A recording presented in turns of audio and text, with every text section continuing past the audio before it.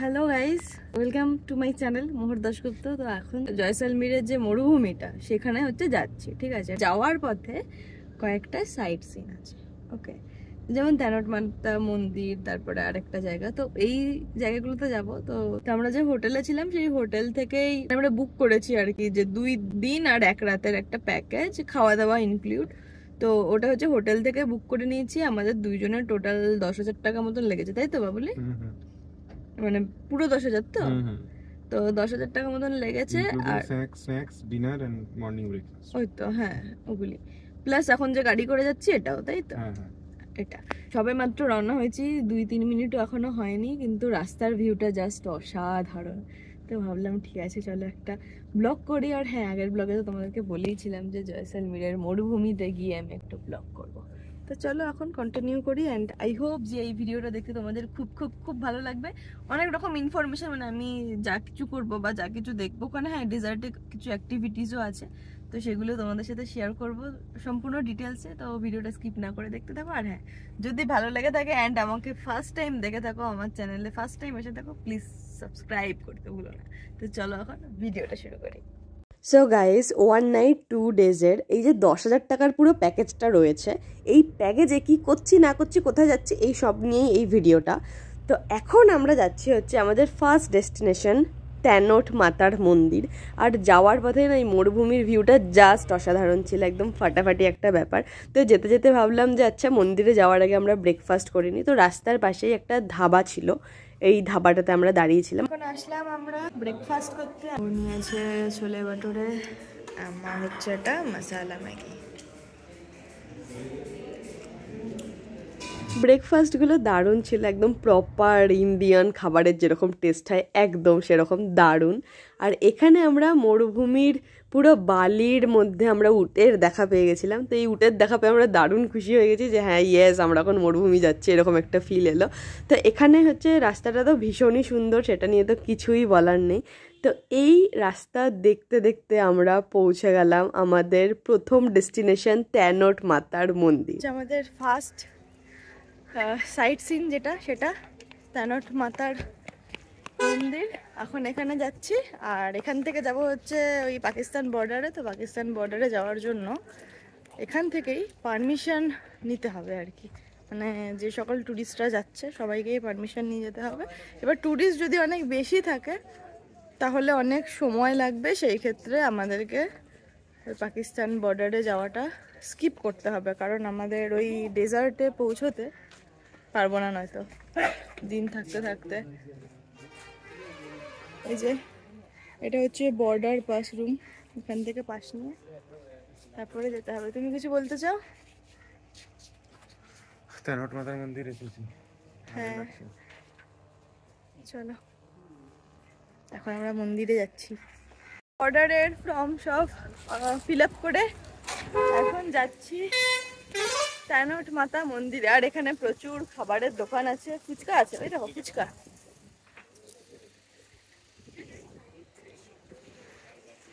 এটা হচ্ছে মন্দিরটা। প্রচুর বোম মিসাইল পড়েছিল কিন্তু মন্দিরের কোনো ক্ষতি হয়নি। খুবই জাগ্রত মন্দির। বিএসএফরাই এর রক্ষণাবেক্ষণ করে, পুজো করে, সবই করে বিএসএফরাই, সবকিছু ওভারঅল। কোন যুদ্ধের সময় সেটা তো বললে না? লোঙ্গেওয়ালা যুদ্ধ। লোঙ্গেওয়ালা যুদ্ধের সময় যখন আর কি পাকিস্তান থেকে অ্যাটাক হয়েছিল, অনেক কিছু করার পরেও এই মন্দিরের কোনো এফেক্ট হয়নি, মানে মন্দিরটার কি যেরকম ছিল সেরকমই আছে। তো তারপর থেকে হচ্ছে বিএসএফ থেকেই এই মন্দিরটাকে রক্ষণাবেক্ষণ করা হয়। এটা হচ্ছে মন্দিরের ভিতরটা, আর এখানে হচ্ছে ওই যুদ্ধের সমস্ত হিস্ট্রি দেওয়া। এখানে কিছু দেবদেবীর ছবি দেওয়া রয়েছে। হলেন তেনট মাতা, এই যে তেনট মাতা। এখন আমরা এখান থেকে বেরোচ্ছি আর বেরিয়ে যাচ্ছি আমরা পাকিস্তান বর্ডারে।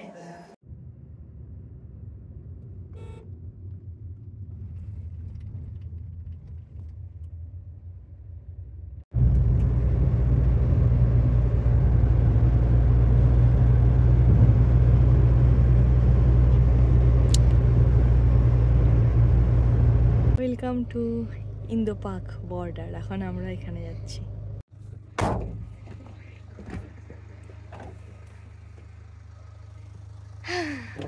আর এখান থেকে হচ্ছে কি দেখা যায় পাকিস্তানের, ওই যে বর্ডারের পাশটাই পাকিস্তান। হ্যাঁ, বর্ডারটা তো কাঁটাতার দেওয়া। ওই বিল্ডিংটা, ওই যে ছোট্ট সাদা বিল্ডিংটা, ওটা পাকিস্তানের বিল্ডিং। কোন বিল্ডিংটা? ওই যে ছোট্ট বিল্ডিংটা, ওই যে ছোট্ট বিল্ডিং, বর্ডারটা দেখতে ও পাচ্ছ? আচ্ছা আচ্ছা, এই ক্যামেরাটা ধরো, আমি একটু দেখাই ভিডিওতে। তো পাকিস্তানের একটা বিল্ডিং দেখাচ্ছি। হ্যাঁ, ওই যে ওইটা না, ওই সাদাটা, ওই পেছনে সাদাটা। আচ্ছা দেখাচ্ছি।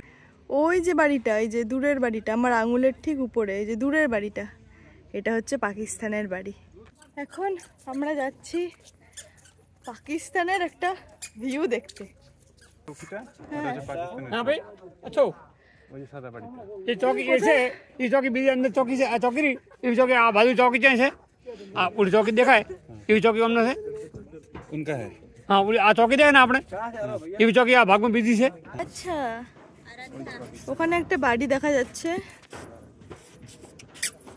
এই যে বাড়িটা, এটা হচ্ছে পাকিস্তানের। আর এই চৌকিটাও পাকিস্তান। এই যে এটা, ওয়েট, আর কোন চৌকিটার কথা বলছো? একটা বিল্ডিং এর মতো আছে না ছোট, আচ্ছা আচ্ছা ওইটা পাকিস্তান। আচ্ছা, এইটা পাকিস্তানের। হ্যাঁ হ্যাঁ, এই তো সামনে এই যে দেখা যাচ্ছে যে বর্ডারটা কাঁটাতার, ইয়েস। আর এই সাদা মতন এটা, যেটা মানে লাইট ইয়েলো সামথিং এরকম, এটা হচ্ছে পাকিস্তানের। তেনট মাতার মন্দির থেকে বর্ডারের পাসটা নিয়ে নিয়েছিলাম, আর ওই মন্দির থেকে এই বর্ডারটা হচ্ছে 20 কিলোমিটার দূরে। আর এখান থেকে যাব হচ্ছে ওই লোঙ্গেওয়ালার যুদ্ধ যেখানটাতে হয়েছিল, সেই জায়গাটাতে।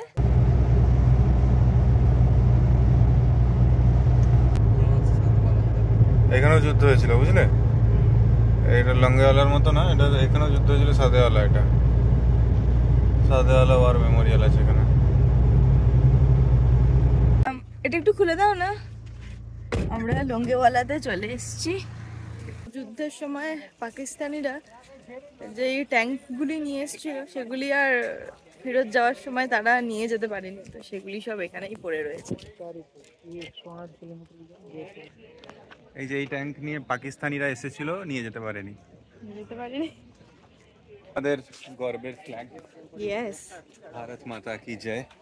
মানে এই জায়গাটা যেহেতু বর্ডারের খুব কাছে, তো পাকিস্তানিরা হচ্ছে বর্ডার ক্রস করে এই পর্যন্ত চলে এসেছিল। এই জায়গাটাতেই হচ্ছে যুদ্ধটা হয়েছিল।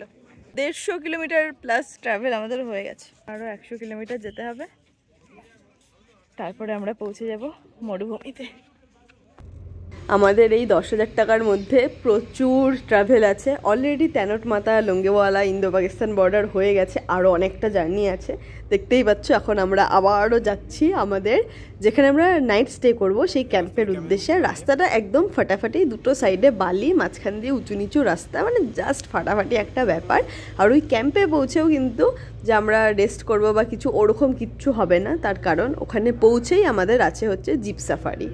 তো চলো, আমি ভীষণ এক্সাইটেড। জিপ সাফারি, তারপরে আছে ক্যামেল সাফারি, তো মানে ক্যামেল রাইড আর কি। তো আমি প্রচণ্ড এক্সাইটেড। তো চলো এখন ফটাফট ক্যাম্পে যাওয়া যাক। আমরা এখন চলে এসেছি একদম ডেজার্ট ক্যাম্পের সামনে। এই দেখো,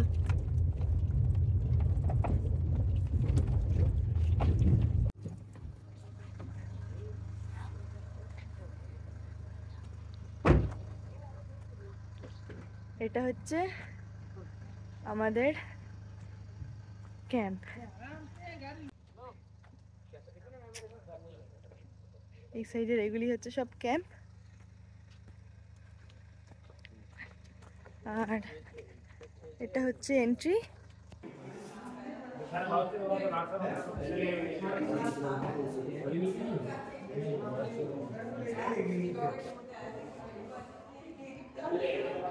এটা হচ্ছে টোটালটা হচ্ছে বালির মধ্যে।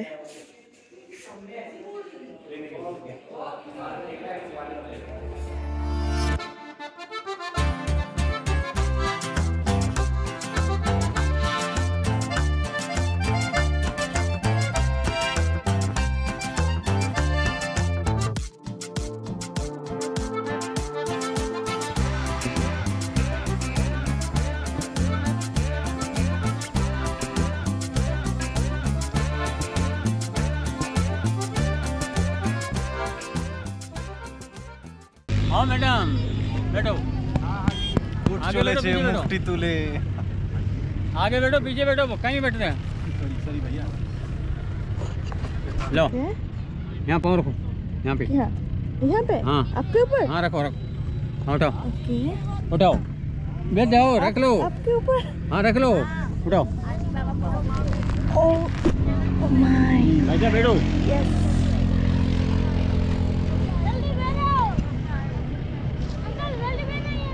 बैठो भैया उठ जाएगा ও মাই গড উঠতে পেরেছো পিছনে উঠবে তুমি সামনে জিতবে কি সামনেটা ধরে রাখো ও মাই গড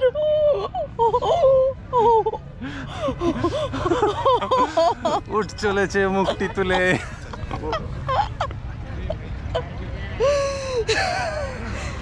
দীর্ঘ উঠিয়ে গাছে ঝুলে আমাদেরকে আগে দীঘা মন্দারমণিতে কয়েকবার উঠে উঠে প্র্যাকটিস করে নিতে হতো বুঝলে এটা ধরো ভালো করে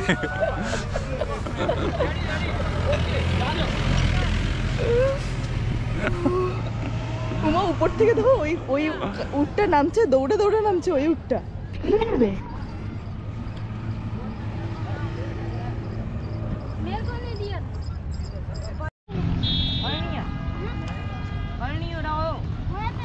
সোনার বাংলা বললে কেন সুপার ভিউতে নিয়ে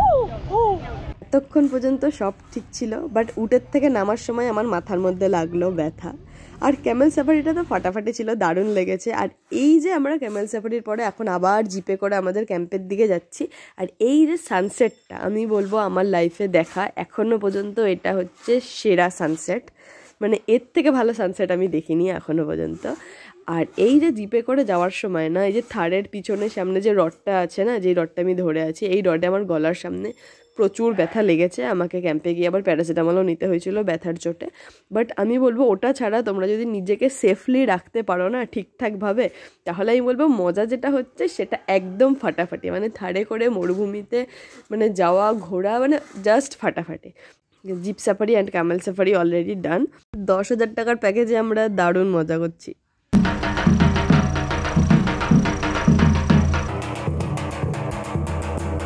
এই ফুটেজের সাউন্ডটাকে আমার মিউট করতে হলো কারণ কি কারণ এখানে গান শুরু হয়ে গেছিলো আমাদের অ্যাক্টিভিটিসের পরে এখানে হচ্ছে কালচারাল একটা প্রোগ্রাম ছিল সেটা এই প্যাকেজের মধ্যে ইনক্লুড সেখানে হচ্ছে রাজস্থানী ফোক যে কালচারাল যে ফোক গান হয় নাচ হয় ওরকম একটা ব্যাপার একটা স্টেজ মতন করেছে তো একটা ফাটাফাটি একটা মজা হতে চলেছে তো সেই গান শুরু হয়ে গেছিলো আর দীপ যেহেতু আগে আগে টেন্টে চলে গেছিলো আমি টেন্ট খুঁজে পাচ্ছিলাম না তো আমি আমাদের 5 নাম্বার টেন্ট ছিল আমি গুনে গুনে 5 নাম্বারে আসলাম আর এখন আমি তোমাদেরকে এই টেন্টেই দেখাচ্ছিলাম যে এটা হচ্ছে টেন্টের ব্যালকনিটা আর এই ব্যালকনির পরে এই যে জায়গাটা যেখান দিয়ে ঢুকছি আর কি এটা হচ্ছে বেডরুমটা ওই সাইডে দেখো পিছনে সিটিং এরিয়া আছে একটা টি টেবিল আছে আর এখানে আমি লাগেজ টাগেজ কিছু খুলিনি ওটাই বললাম আর এখানে দেখো একটা বেড আছে আর বেডের 2 সাইডে বেড সাইড টেবিল আছে আর যেটা ছিল এই ক্যাম্পের মধ্যে সেটা হচ্ছে একটা টয়লেট এবং টয়লেটটা কিন্তু একদম ঠিকঠাক ছিল একদম ক্লিন সমস্ত কিছু ওকে তো চলো পরের ভিডিওতে আবার সাউন্ড দিচ্ছি 10 মিনিট টাইম ছিল ড্রেসটা শুধু চেঞ্জ করলাম জলের বোতল নিচ্ছি দীপ তো আগেই বেরিয়ে গেছে এখন আমি বেরোচ্ছি ইভিনিংয়ের কালচারাল প্রোগ্রামটা শুরু হয়ে গেছিলো তো সেই জন্য আবার এই অডিওটাকে মিউট করতে হলো আর এই সাইডটা ছিল টোটালটাই সিটিং এরিয়া আর এই সেন্টারেই হয়েছে নানান রকমের নাচ ফাচ অ্যাক্টিভিটিস সমস্ত কিছু আর ওখানে গান ভান হচ্ছিল আর এখানে ছিল আমাদের ইভিনিং স্ন্যাক্স তো আমরা এখানটাতে বসেছিলাম আর ঠান্ডাটা বেশ ভালোই ছিল আর ওখানে দিনের বেলা যেরকম গরম পেয়েছিলাম রাত্রেবেলা সেরকমই ঠান্ডা আমরা নভেম্বরের লাস্ট উইকে গেছিলাম আর এখানে অলরেডি তখন নাচ টাচ হচ্ছে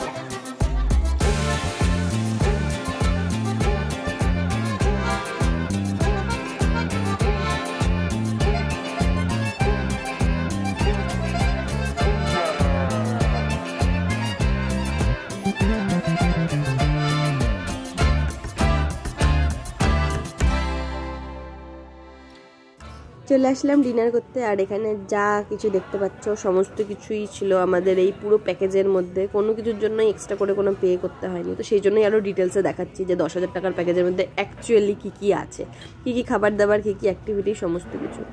এখান থেকে আমি আমার পছন্দ মতন খাবার নিয়ে নিলাম। আর এটা হচ্ছে আমার ডিনার। জয়সালমীরের মধ্যে দেখলাম যে সব জায়গাতেই যখনই কোনো বিল্ডিংয়ের মধ্যে সূর্যের আলোটা পড়ছে দেখে যেন মনে হচ্ছে পুরো সোনা, একদম সোনালি লাগে। আজকে হলো নেক্সট ডে মর্নিং। এখন যাচ্ছি আমরা ব্রেকফাস্ট করতে। যে 10,000 টাকা পেমেন্ট করেছিলাম, তো সেটার মধ্যে আর কি খাওয়া থাকা ইনক্লুড। তো এটা হচ্ছে আমাদের টেন্ট 105। আর এই সাইডে খুব সুন্দর একটা ফুল গাছ আছে, এই দেখো। এটা হচ্ছে আমাদের টেন্টটার বাইরের ভিউ। আর এই পুরোটাই কিন্তু একদম থর মরুভূমির মাঝখানে। তো দীপ আগে চলে এসছে, ও এসে বললো যে ব্রেকফাস্ট স্টার্ট হয়ে গেছে, চলে আসো। আমিও চলে আসলাম। আর এগুলো হচ্ছে আমাদের ব্রেকফাস্টের মেনু। এখানে ব্রেকফাস্টের জন্য মানে যা যা মেনু ছিল এনাফ, আমার তো সবগুলোই পছন্দের ডিশ ছিল। আর এটা হচ্ছে আমাদের ব্রেকফাস্ট। টেস্ট করে এখন আমরা টেন্টের থেকে বেরিয়ে যাচ্ছি আর কি, মানে এখানে আমাদের চেক আউট। এখন আমরা মানে চলে এসেছি কুলধারা ভিলেজে। এটা হচ্ছে পুরো গ্রামটা।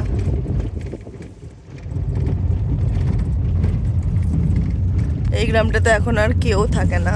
কুলধারা ভিলেজ 1200 শতাব্দীর দিকে তৈরি হয়েছিল। হ্যাঁ, মানে 1200 শতাব্দীর দিক থেকে মানুষ এখানে এসে বসবাস শুরু করেছিল। আর 1800 শতাব্দীর দিকে 1825 সাল নাগাদ ওখানের যে রাজা ছিল আর কি, সেলিম সিং, তো সেই সেলিম সিং হচ্ছে এই গ্রামের যে প্রধান, তার মেয়েকে মানে খুব পছন্দ করেছিল, বিয়ে করতে চেয়েছিল অ্যাকচুয়ালি। যে মেয়ের যদি সম্মতি থাকে তাহলেও সেলিম সিং তাকে বিয়ে করবে, আর যদি সম্মতি নাও থাকে তাহলেও সেলিম সিং সেই মেয়েটিকেই বিয়ে করবে আর কি। আর সেইটারই প্রতিবাদে এক রাতের মধ্যে এই কুলধারা আর তার পাশের 83টা গ্রামে মানে এক রাতের মধ্যে না সব খালি হয়ে গেছে। মানে সবাই এখানে বাড়ি ঘর সব ছেড়ে চলে গেছে। এন্ড কোথায় গেছে মানে এক একজন এক এক জায়গায় গেছে। কেউ জয়পুরে চলে গেছে, কেউ জয়সালমীরে অন্য জায়গায় গেছে, কেউ উদয়পুরে চলে গেছে, মানে এক একজন এক এক জায়গায়। মানে ওই এক রাতের মধ্যে এটা একদম পরিত্যক্ত ঘোষণা হয়ে গেছে আর কি এই গ্রামটা। তখন থেকে আর কি বলা হয় যে এই গ্রামটা একদম অভিশপ্ত গ্রাম। আর এই গ্রামটাতে না মানে যাওয়া আসাই বারণ ছিল, এতটা অভিশপ্ত। আর ওই 2010 সাল নাগাদ রাজস্থান গভর্নমেন্ট থেকে এই জায়গাটা ট্যুরিস্টদের জন্য যাওয়ার সুযোগটা করে দিয়েছে আর কি।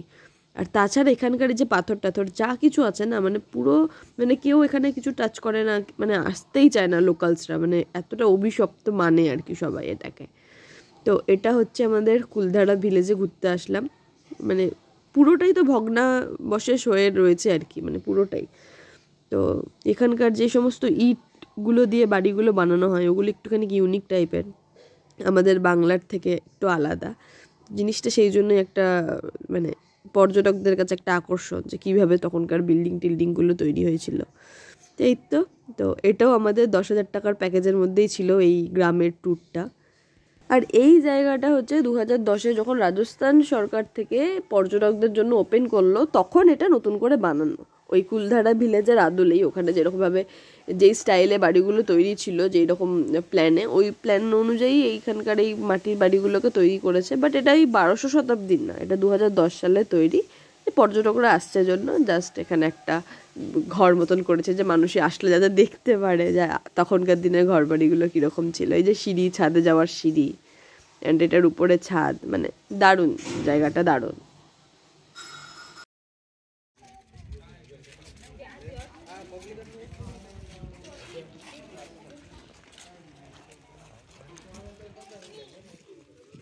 এখন আমরা যাচ্ছি জয়সালমীর স্টেশনের উদ্দেশ্যে।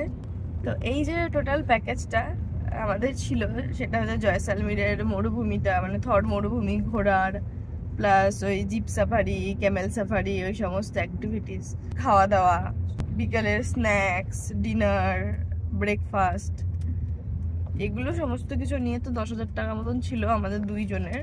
মানে টেন্ট ফেন্ট সমস্ত কিছু নিয়ে। আর এই যে আমরা ঢুকছি এখন জয়সালমীর স্টেশনে। তো এই গাড়িটাটি মানে গাড়িতে করে যাওয়া আসা সমস্ত কিছুই ওই 10,000-10,000 মধ্যেই ছিল। তো এই তো আমরা এখন স্টেশনে চলে এসেছি। আর আমাদের এই 10,000-এর প্যাকেজটা এখানেই শেষ হলো। খারাপ ভালো সমস্ত রকমের এক্সপিরিয়েন্সই ছিল, সমস্ত কিছুই মোটামুটি ভালোই ছিল। খারাপ যে জিনিসটা ছিল সেটা হচ্ছে যে কারেন্ট চলে যাওয়া বারবার করে, কারেন্টের আপ ডাউন। হ্যাঁ, তারপরে একটা সুইচ ধরো তুমি অন করছো, লাইট জ্বালাচ্ছ বা ফ্যান চালাচ্ছ, মানে প্রতিটা না মানে অফ হয়ে আবার অন হচ্ছে এরকম টাইপের, মানে প্লাগের কানেকশানে। তো ল্যাপটপ নিয়ে গেলে আর কি চার্জ ফার্জ দেওয়া বা অন করা একটুখানি সাবধান, মানে চার্জে দেওয়ার ক্ষেত্রে আর কি। তো সেই কারণে আমরা সেগুলো কিছু ইউজ করতে পারিনি, ক্যামেরা চার্জে দেওয়া ওগুলোও করতে পারিনি। মানে একটা রিস্ক না যে প্লাগ পয়েন্টটা এরকম কোনো যদি প্রবলেম হয়, এরকম একটা ব্যাপার। আর বারবার কিন্তু কারেন্ট চলে যাচ্ছিল, এটার একটা সমস্যা ছিল। তারপরে ওই যে ডিনার যখন শুরু হলো, যে কেউ তোমাকে এসে ইনফর্ম করবে না, আর এখানে বুফে সিস্টেম, তোমাকে নিজেকে চলে যেতে হবে টাইমলি। তো ওটা যদি তোমরা কেউ আসো ওটা একটুখানি মাথায় রেখো যে ডিনারের জন্য কখন বলবে বলে আমরা যেটা ওয়েট করছিলাম, তো সেটা করা যাবে না, এরকম একটা ব্যাপার। আর এইগুলি ছাড়া সবকিছু ভালোই ছিল। বাথরুম টাথরুম ভীষণ পরিষ্কার ছিল, ভীষণ বলবো না, হ্যাঁ মোটামুটি ভালোই ক্লিন ছিল। আয়নার একটা সমস্যা ছিল যে আয়নাটা একদম ছোট্ট ছিল, আর আয়নাটাতে লাইটও ফাইটও মানে আসছিল না, মেকআপ টেকআপ করাটা অফ। তো আয়নাটা ক্যারি করো। आसपास वेटिंग रूम 1 नंबर प्लेटफॉर्म में है, चले जाएंगे। তো এই হলো ব্যাপার। আর ये नहीं है আজকের মতন এখানেই বিদায় নিচ্ছি। নেক্সট তোমাদের সাথে দেখা হচ্ছে রাজস্থানেরই অন্য কোনো একটা জায়গাতে। আজকের জন্য টাটা। अंदर जाओ या इधर ही